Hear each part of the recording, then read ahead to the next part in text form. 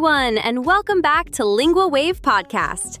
Today we're going to talk about something very important for anyone who has an exam with a written part. That's right.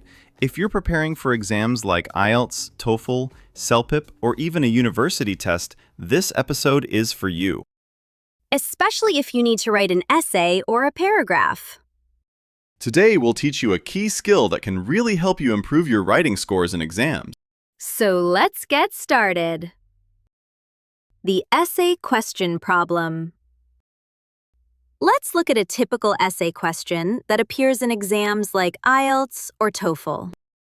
The question might be something like, education is by far the most important factor in the development of a country. Do you agree or disagree? Or sometimes, to what extent do you agree or disagree? Now, many students see this question and think, okay, I agree, and they start writing immediately. And very often, the first sentence they write is something like, I agree that education is the most important factor for the development of a country because... At first glance, this seems fine, but there is a big problem here. Take a moment and think. What could be wrong with starting your essay like this? If you look closely, you'll notice something important. The wording in the answer is almost exactly the same as the wording in the question. Education, most important factor, development of a country. It's all copied. In exams like IELTS or TOEFL, this will actually cost you points. Because you're not showing your language skills. You're just repeating what was already written. So the first rule is simple.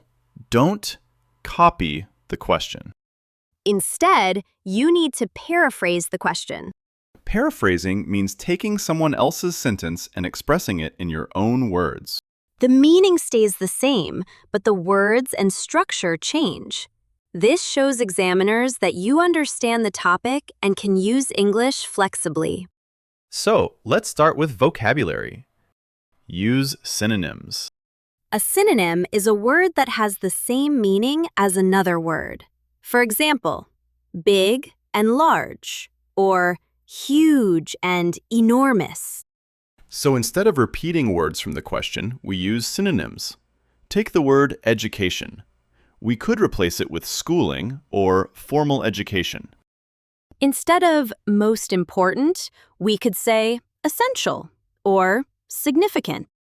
Instead of factor, we could say element, aspect, or plays a key role.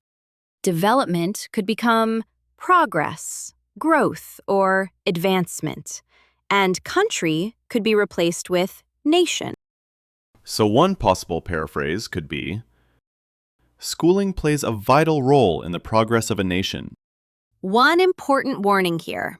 Don't use a word just because it sounds advanced. Make sure you really understand its meaning.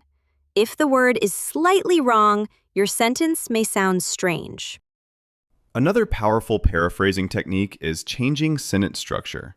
For example, you can move parts of the sentence around.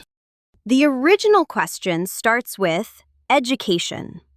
You could instead start with the most important element in a nation's development, and then end the sentence with is education. Same idea, different structure. You can also change word forms. A noun can become a verb can become an adjective. For example, development can become to develop. Now let's talk about a more advanced technique. Concessions. A concession means you first mention an opposing opinion, then give your own view. For example, although many people argue that the economy is the most important factor in nation building, I believe education has a far greater impact. This sentence has two parts. The first part shows what others think, and the second part shows your opinion. Why is this effective? Because it shows critical thinking. You're not ignoring other perspectives. You're considering both sides before giving your opinion. Examiners like this because it shows maturity and depth. It proves you understand the topic, not just the language. So today we discussed three main paraphrasing strategies: using synonyms, changing sentence structure, and adding concessions.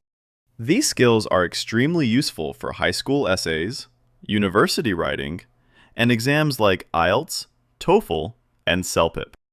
If you feel you don't know enough synonyms yet, that's okay. Building vocabulary takes time. The important thing is to practice regularly. Paraphrasing is a skill, and skills improve with practice. We hope this episode helped you understand how to improve your writing in exams. And if you found this episode useful, please hit that subscribe button and give this video a like. And if you know someone who's preparing for IELTS, TOEFL, CELPIP, or university exams, feel free to share this episode with them. We release new episodes regularly with practical tips to help you improve your English step by step. Until next time, take care of yourself, learners.